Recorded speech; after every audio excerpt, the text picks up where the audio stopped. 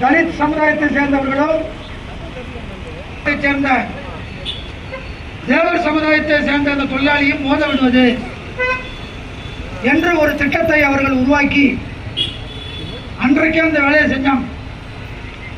2000வது ஆண்டு வேலை செய்யாட்டி அந்த பக்கம் போட்டார் இன்ஸ்பெக்டர் ராஜேந்திரன் அன்னைக்கு காந்தி மார்க்கெட்ல.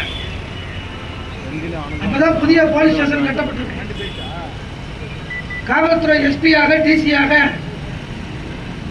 அன்றைக்கு பாஸ்கர் அவர்கள் இருந்தார்கள். நடு இரவில் மிகப்பெரிய போராட்டம் நடந்தது. குடும்பத்தோடு காவல்துறை வாகனத்தை மறித்து ரோட்ல படுத்து போராட்டம் பண்ணோம். காவல்துறை எங்களை லத்தி சார்ஜ் பண்ணாங்க.